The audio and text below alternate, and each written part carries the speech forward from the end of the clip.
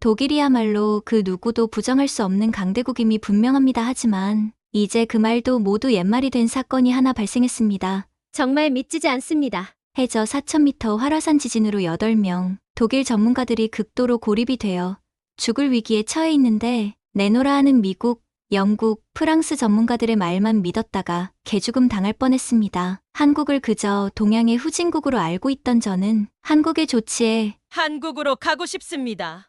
하는 말이 저절로 나오게 되었습니다. 과연 무엇이 독일 전문가를 변하게 했을까요?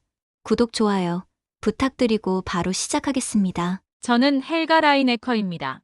독일 해양연구소에서 15년째 열수공과 심해화산을 연구하고 있어요. 그날도 평범한 하루였습니다. 오전 9시 베를린 연구소 중앙 모니터링실에서 커피를 마시며 태평양 심해 4,200m 지점의 테오스 스테이션 데이터를 확인하고 있었거든요. 테오스 스테이션은 우리가 3년간 공들여 설치한 최첨단 열수공 연구기지입니다. 해저 화산 활동이 가장 활발한 지점 근처에 위치해 있죠. 8명의 연구원이 2주 교대로 근무하며 열수 분출구의 생태계와 화산 활동을 관찰하고 있었어요. 그런데 오전 10시 17분, 갑자기 모든 신호가 끊어졌습니다. 처음엔 일시적인 통신 장애라고 생각했어요. 하지만 30분이 지나도 1시간이 지나도 신호는 돌아오지 않았죠. 헬가 박사님, 테오스의 전력 시스템도 오프라인 상태입니다. 동료 엔지니어 토마스가 다급하게 말했어요. 제 가슴이 철렁 내려앉았습니다. 전력까지 끊어졌다는 건 내부 생명 유지 시스템에 문제가 생겼다는 뜻이니까요. 압력 센서, 산소 공급 장치, 비상통신 시스템까지 모두 작동을 멈췄다는 보고가 연달아 들어왔어요. 8명이 고립됐다는 얘기잖아요. 제 목소리가 떨렸습니다. 더 심각한 건 테오스 스테이션 주변에서 화산 활동이 급격히 증가하고 있다는 점이었어요. 유독가스 농도가 평소보다 3배 이상 높아졌다는 마지막 데이터가 남아 있었죠. 해저 4,000m 깊이에서 이런 상황이 벌어지면 일반적인 구조 작업은 거의 불가능해요. 그 순간 10년 전 기억이 스쳐 지나갔습니다. 제가 한국의 해양 연구 프로젝트에 참여했을 때 일이에요. 당시 한국 업체의 서툰 대응 때문에 귀중한 6개월을 허비했죠. 약속했던 장비는 제때 도착하지 않았고 기술적 문제는 해결되지 않았어요. 결국 프로젝트는 실패로 끝났습니다. 아시아 쪽 기술력으로는 이런 복잡한 상황을 해결하기 어려울 거야. 당시 제가 동료들에게 했던 말이 떠올랐어요. 그때의 실망감과 분노가 아직도 생생했습니다. 하지만 지금은 그런 편견을 가질 여유가 없었어요. 테오스 스테이션 안에는 제 제자인 마르쿠스도 있었거든요. 26살의 젊은 해양생물학자로 이번이 첫 심해 연구 참여였죠. 그 아이가 위험에 처했다는 생각에 가슴이 미어졌습니다. 모든 가능한 구조 방안을 검토해야 합니다. 제가 연구소 긴급회의에서 말했어요. 시간이 많지 않아요. 산소 공급량을 계산해보니 최대 72시간이었습니다. 3일 안에 구조하지 못하면 8명 모두 위험에 처하게 되죠. 제 손이 떨렸지만 침착함을 유지하려 노력했어요. 15년간 쌓은 경험을 총동원해야 할 때였습니다. 연구소 전체가 비상 상황이 됐어요. 모든 직원이 교대로 모니터링실을 지켰고 국제구조팀과의 연락도 시작됐죠.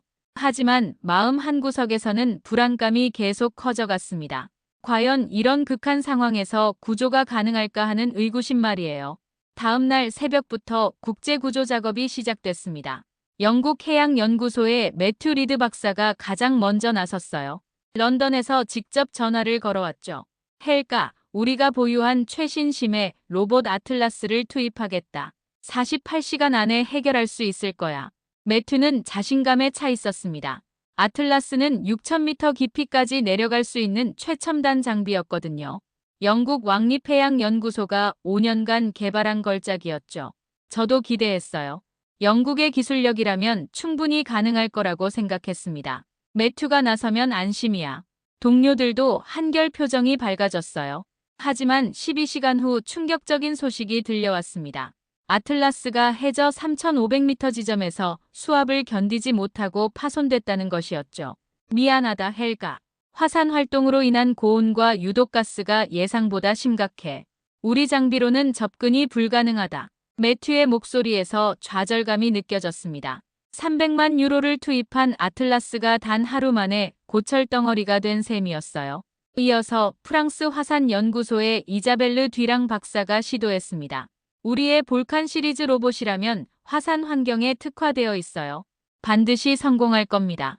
이자벨르는 파리에서 가장 유명한 화산 전문가였어요. 그녀의 볼칸 로봇은 실제로 에트나 화산과 베수비오 화산에서 성공한 경험이 있었죠. 모든 사람이 다시 한번 희망을 품었습니다. 하지만 결과는 마찬가지였어요. 볼칸 로봇도 테오스 스테이션 300m 지점에서 통신이 두절됐습니다. 고온의 열수와 강한 해류, 그리고 계속되는 지진 때문이었어요. 이럴 수가 없어. 이자벨르의 당황한 목소리가 들렸어요. 볼칸은 절대 실패하지 않는 로봇인데. 미국 해양대기청에서도 나섰지만 상황은 비슷했습니다. 그들의 딥시 익스플로러도 테오스 근처에서 항법 시스템이 마비되며 회수조차 어려운 상태가 됐죠. 일주일 전만 해도 마리아나 해구에서 성공적인 탐사를 마친 장비였는데 말이에요. 유럽과 미국의 주요 해양 연구기관들이 연달아 실패하자 분위기가 어두워졌습니다. 브뤼셀에서 열린 긴급 화상회의에서 여러 전문가들이 의견을 나눴어요. 현실적으로 구조는 불가능해 보입니다. 이런 극한 환경에서는 어떤 장비도 접근하기 어려워요. 독일 해양기술원의 슈미트 박사가 말했어요. 테오스 주변의 화산 활동이 계속 증가하고 있어요. 시간이 지날수록 더 위험해질 거예요. 이탈리아의 해양 전문가도 동조했죠. 혹시 한국이나 일본 쪽에서 도움을 요청해 볼까요? 누군가 조심스럽게 제안했습니다. 그 순간 제 과거 경험이 다시 떠올랐어요. 한국 업체와의 협력에서 겪었던 실망스러운 기억들 말이죠. 약속 시간을 지키지 않는 것, 기술적 이해 부족, 소통의 어려움까지. 그때의 쓰라린 경험이 생생했습니다. 한국은 기술력도, 경험도 부족합니다. 제가 단호하게 말했어요. 이런 고난도 구조 작업에는 검증된 유럽 기술이 필요해요. 아직 포기하기엔 이릅니다. 맞습니다. 매튜도 동조했어요. 아시아 쪽 기술은 아직 우리 수준에 못 미쳐요. 회의실이 조용해졌어요. 하지만 속으로는 불안했습니다. 유럽의 최고 기술들이 연달아 실패하는 상황에서 다른 대안이 있을까 싶었거든요. 그럼 어떻게 하시겠습니까, 헬가 박사님? 연구소 소장님이 물었어요. 독일 자체 기술로 한 번 더 시도해 보겠습니다. 포기할 수는 없어요. 하지만 마음 한구석에서는 회의적인 생각이 들기 시작했습니다. 이미 48시간이 지났고 테오스 스테이션의 산소는 점점 부족해지고 있었거든요. 시간은 흘러가는데 해결책은 보이지 않았어요. 세 번째 날 오전, 예상치 못한 연락이 왔습니다. 한국의 민간 해양 구조업체 코어브릿지라는 곳에서 전화를 걸어온 것이었어요. 안녕하세요. 저는 코어브릿지의 박수아 박사입니다. 테오스 스테이션 구조 작업에 참여하고 싶어 연락드렸습니다. 한국 억양이 섞인 영어였지만 또렷하고 자신감 있는 목소리였어요. 하지만 저는 내심 회의적이었죠. 유럽과 미국의 최첨단 기술도 실패한 상황에서 한국 업체가 무엇을 할 수 있을까 싶었거든요. 어떤 방법을 제안하시는 건가요? 제가 다소 차가운 톤으로 물었습니다. 기존 방식과는 완전히 다른 접근입니다. 물리적으로 테오스에 직접 접근하는 대신 인공지능 기술을 활용한 원격 복구를 시도해 보려고 해요. 인공지능이요? 제가 되물었어요. 구체적으로 어떤 방식인지 설명해 주시겠어요? 박수아 박사의 설명은 흥미로웠습니다. 테오스 스테이션 내부에 있는 자율 운영 시스템과 직접 소통해서 문제를 해결하겠다는 것이었죠. 마치 고장난 컴퓨터를 원격으로 수리하는 것처럼 말이에요. 저희는 기계와 기계 간의 의사소통 전문가입니다. 테오스의 내부 시스템이 완전히 죽은 게 아니라면 아직 살릴 방법이 있을 거예요. 솔직히 처음에는 허무맹랑하게 들렸습니다. 물리적인 손상을 어떻게 소프트웨어로 해결한다는 건지 이해가 안 됐거든요. 하지만 박수아 박사는 계속 설명했어요. 테오스 내부의 로봇 시스템들이 아직 작동 중일 가능성이 높습니다. 통신만 두절됐을 뿐이죠. 저희가 개발한 특수 통신 프로토콜로 접근해서 내부 시스템을 재활성화할 수 있어요. 그런 기술이 정말 가능한가요? 제가 의구심을 드러냈습니다. 네, 저희는 이미 여러 해양 사고에서 비슷한 방식으로 성공했습니다.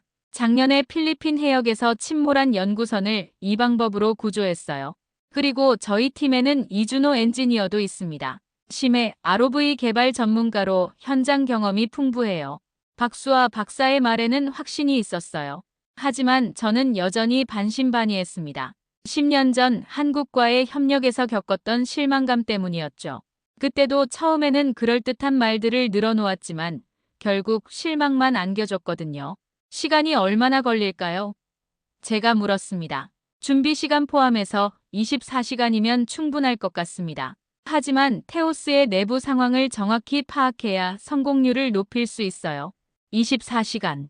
테오스 스테이션에 남은 산소를 생각하면 마지막 기회일 수도 있었습니다. 유럽의 전통적인 방법들이 모두 실패했으니 새로운 시도를 해볼 만했어요. 알겠습니다. 하지만 조건이 있어요. 제가 말했습니다. 모든 과정을 실시간으로 공유해 주셔야 하고 실패할 경우에 책임도 명확히 해야 합니다. 물론이죠. 저희도 8명의 생명이 걸린 일이라는 걸 잘 알고 있습니다. 박수와 박사의 진지한 목소리를 들으며 조금씩 마음이 열리기 시작했어요. 비록 과거에 실망스러운 경험이 있었지만 지금은 다른 선택지가 없었거든요. 하지만 현실성에 대해서는 여전히 의문이 있다는 점을 말씀드립니다. 제가 솔직하게 말했어요. 이해합니다, 헬가 박사님. 결과로 증명해 보겠습니다. 저희 방식이 정말 효과적이라는 걸 보여드릴게요. 전화를 끊고 나서 복잡한 기분이 들었어요. 한편으로는 새로운 가능성에 대한 기대감이, 다른 한편으로는 또다시 실망할지도 모른다는 불안감이 교차했습니다. 하지만 테오스 스테이션 안에 8명을 생각하면 모든 가능성을 열어둬야 했어요. 연구소 동료들에게 상황을 보고했을 때도 반응은 엇갈렸습니다. 한국 기술을 믿을 수 있을까요? 다른 방법이 없으니 시도해 볼 만하죠. 의견이 분분했어요. 하지만 결국 모든 사람이 동의했습니다. 지금 상황에서는 어떤 가능성도 놓칠 수 없다고 말이에요.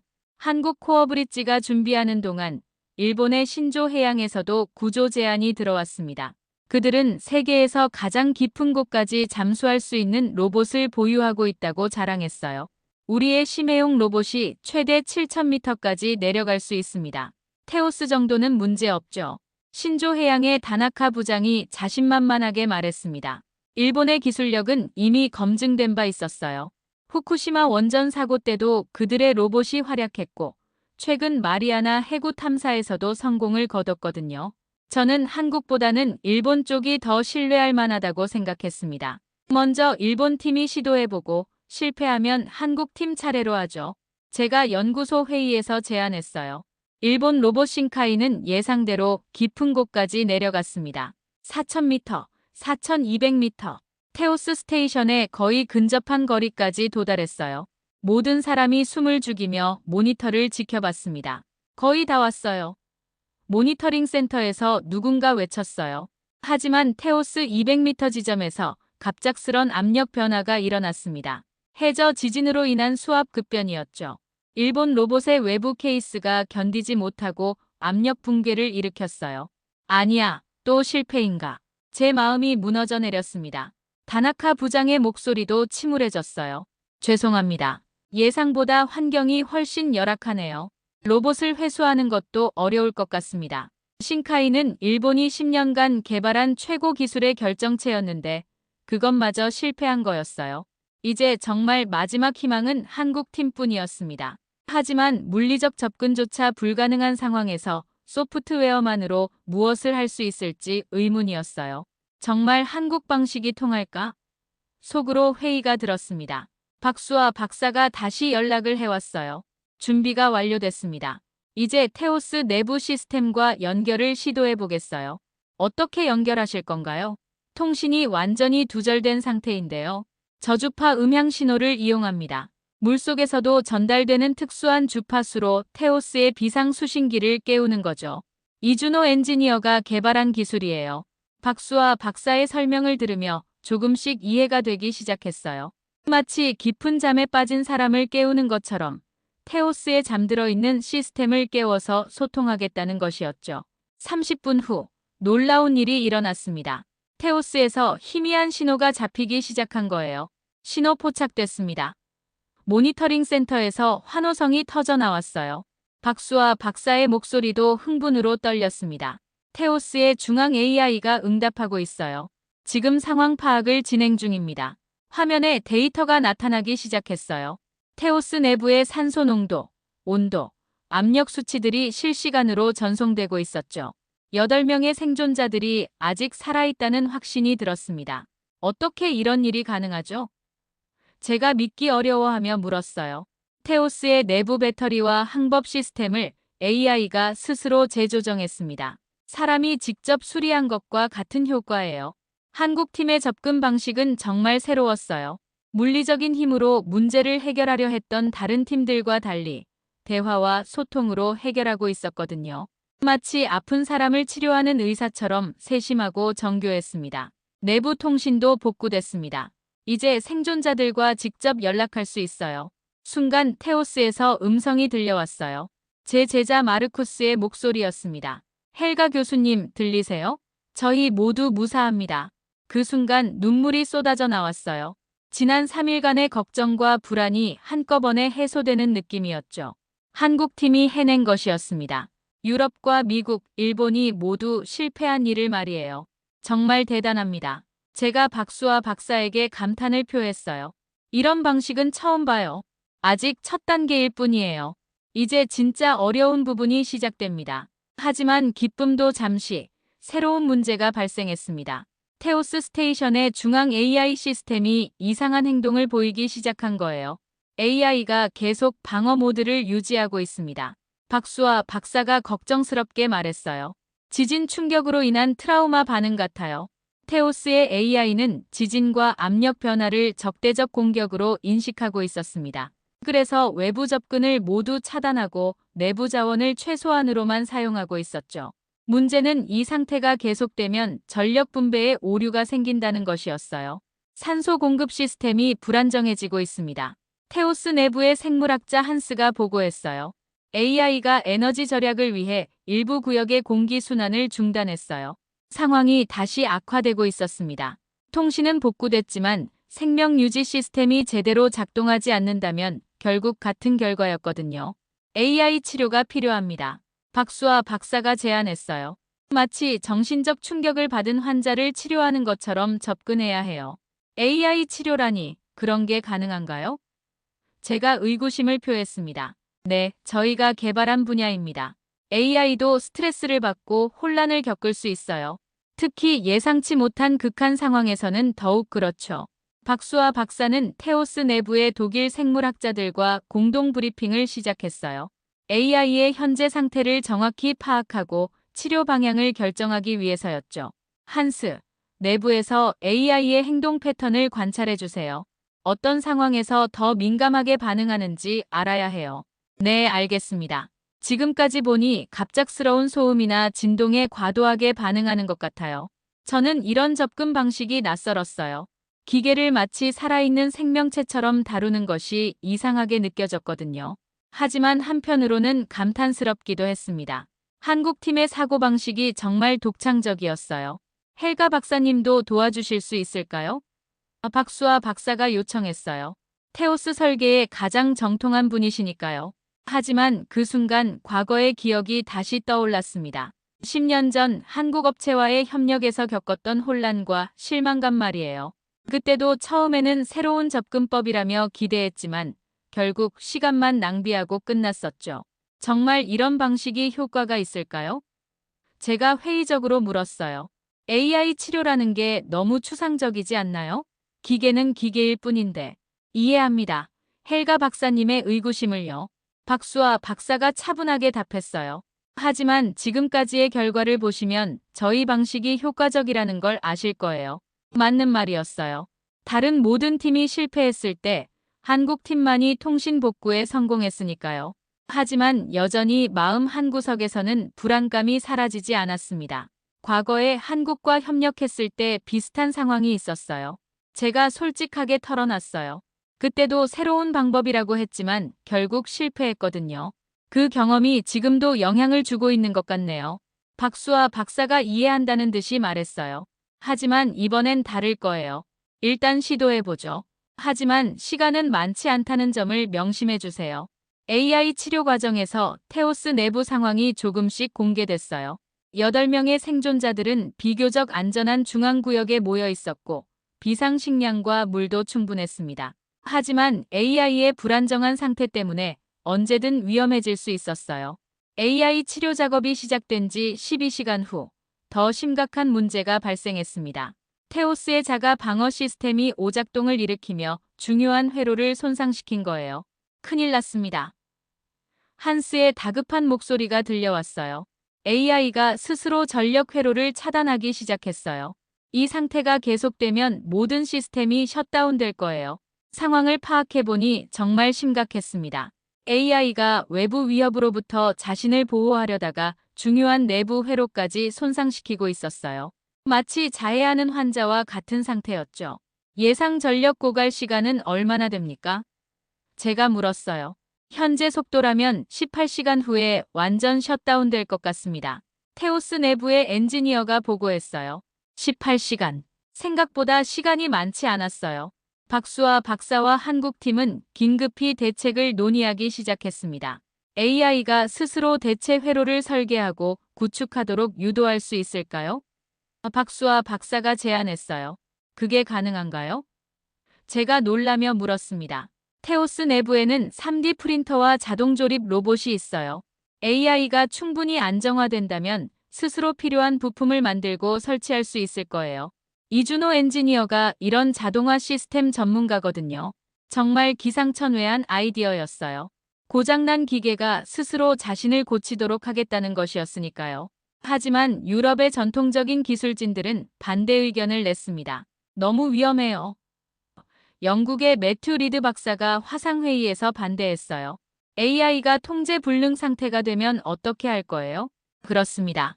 프랑스의 이자벨르 박사도 동조했어요.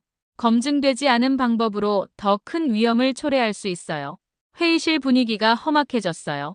유럽 전문가들은 안전성을 강조했고 한국팀은 창의적 해결책을 주장했죠.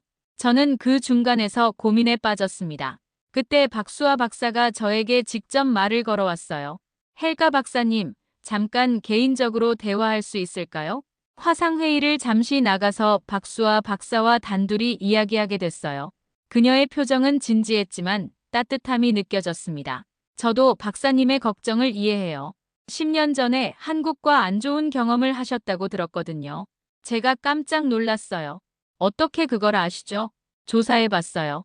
당시 함께 일했던 업체는 지금은 사라졌어요. 그들의 기술력 부족과 무책임함 때문이었죠. 하지만 지금의 한국은 달라요. 박수아 박사의 솔직한 말에 마음이 움직였어요.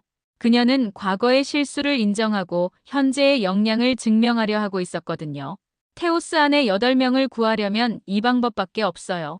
저희를 믿어주세요. 그 순간 박수아 박사의 눈에서 진심이 느껴졌습니다.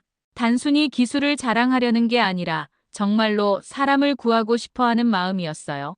제 마음속 편견의 벽이 조금씩 무너지기 시작했습니다. 알겠습니다. 시도해보죠. 하지만 모든 과정을 투명하게 공개해주세요. 물론이에요. 헬가 박사님도 함께 참여해주시면 더 좋겠어요. 테오스를 가장 잘 아시는 분이니까요. 저는 처음으로 한국팀과의 협력에 마음을 열기 시작했어요. 과거의 실망스러운 기억 때문에 선입견을 가졌지만 지금은 상황이 달랐습니다. 그리고 박수아 박사의 진정성이 제 마음을 움직였죠. 하지만 만약 실패하면 어떻게 할 건가요? 제가 마지막 우려를 표했어요. 그럼 최소한 시도는 해본 거잖아요. 지금 아무것도 하지 않으면 18시간 후엔 모든 게 끝나요. 박수아 박사의 말이 옳았습니다. 더 이상 망설일 시간이 없었어요. 박수아 박사와의 대화 후 저는 한국팀과의 협력에 적극 참여하기로 결심했습니다. 테오스 설계도와 기술 자료를 모두 공유하며 함께 작업을 시작했어요. 테오스의 AI 이름이 뭔가요? 박수아 박사가 물었습니다. 아틀라스라고 불러요. 그리스 신화의 거인 이름이죠. 제가 답했어요. 좋습니다. 이제 아틀라스와 직접 대화해보겠어요. 박수아 박사는 특별한 소프트웨어를 실행했습니다. 화면에 복잡한 코드들이 흘러가더니 갑자기 테오스에서 응답이 왔어요. 아틀라스입니다. 현재 방어 모드 상태입니다. 외부 접근을 차단 중입니다. AI의 목소리는 기계적이었지만 어딘지 불안해 보였어요. 마치 겁에 질린 아이 같았습니다. 아틀라스, 나는 박수아야. 너를 도우러 왔어.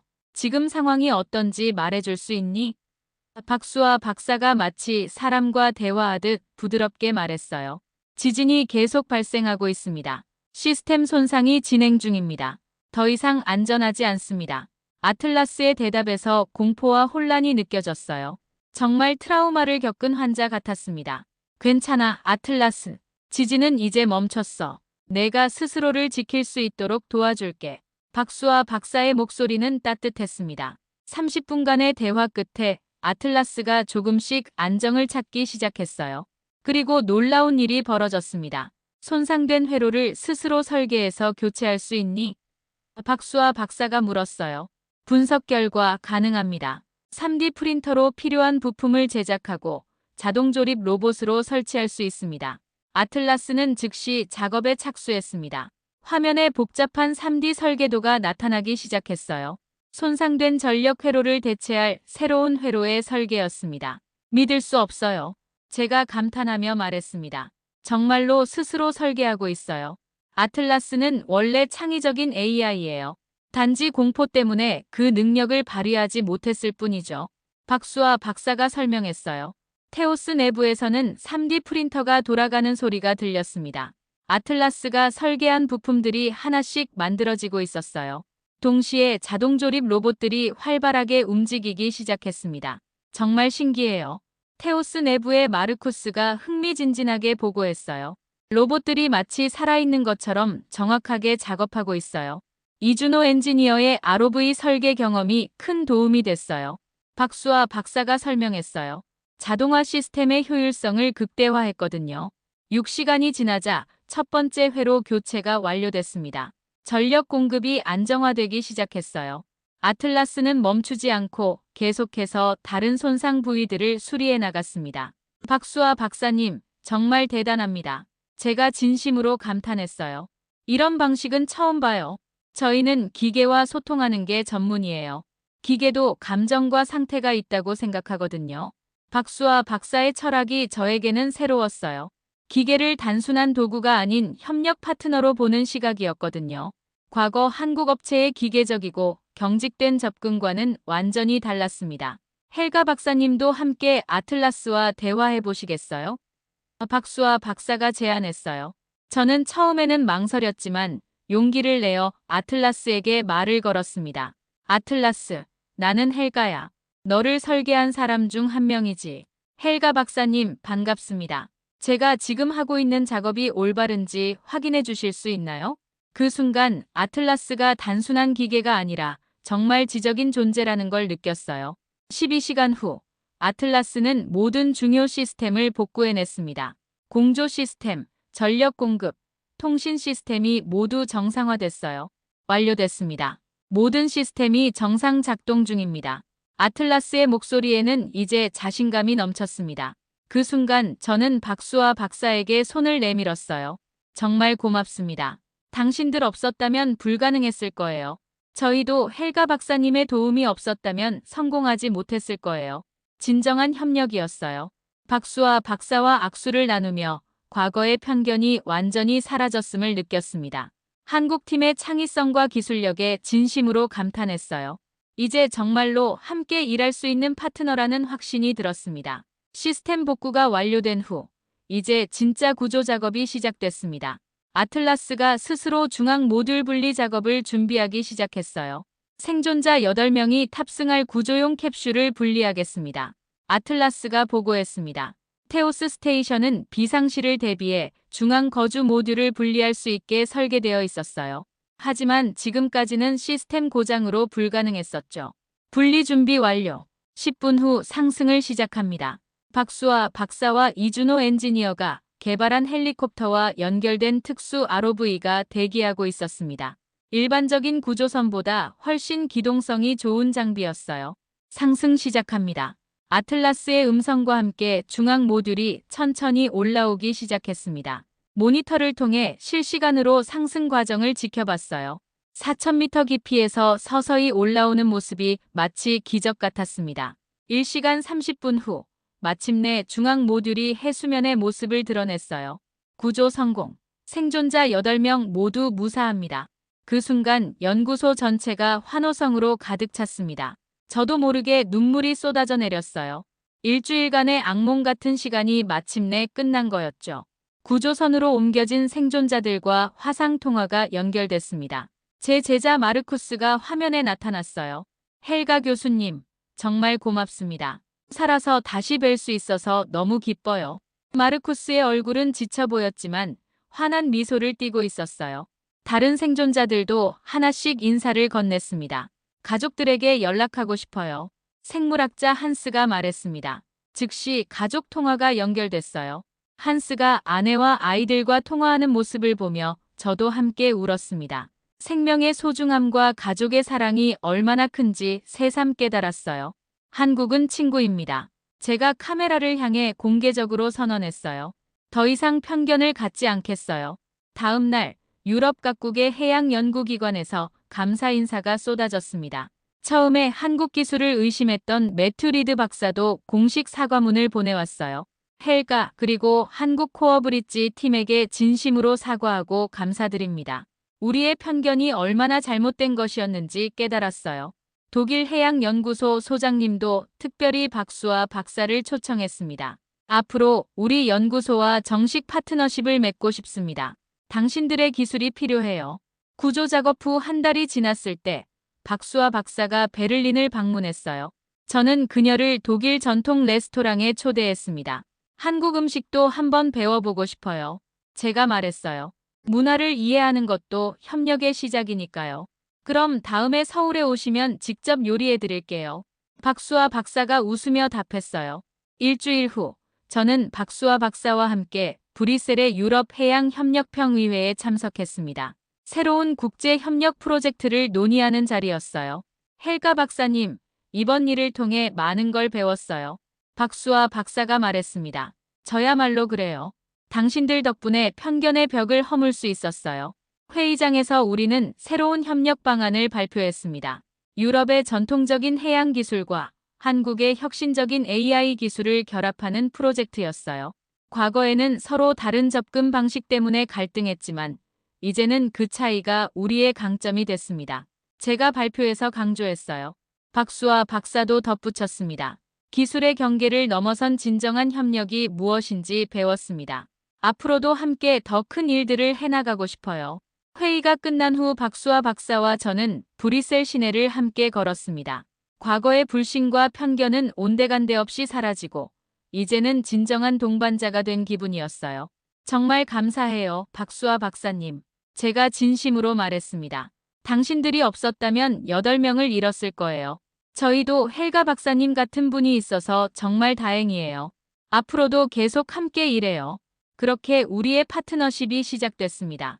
테오스 스테이션 구조 작업은 단순히 8명의 생명을 구한 것 이상의 의미가 있었어요. 서로 다른 문화와 기술이 만나 더 큰 힘을 발휘할 수 있다는 것을 증명한 사건이었죠. 지금도 박수와 박사와 저는 계속해서 새로운 프로젝트를 함께 진행하고 있습니다. 과거의 상처와 편견을 극복하고 찾은 진정한 협력의 가치를 더 많은 사람들과 나누고 있어요. 한국은 이제 제게 진정한 친구가 됐습니다. 과거의 실패의 경험이 새로운 가능성을 가로막지 않도록 주의해야겠습니다. 헬가 박사처럼 열린 마음으로 상대방을 바라볼 때 진정한 혁신이 일어나는 것 같아요. 첨단 기술과 인간적 신뢰가 어우러진 오늘의 이야기가 도움이 되셨다면 좋아요와 구독으로 응원해주세요. 앞으로도 의미 있는 실화들로 만나요.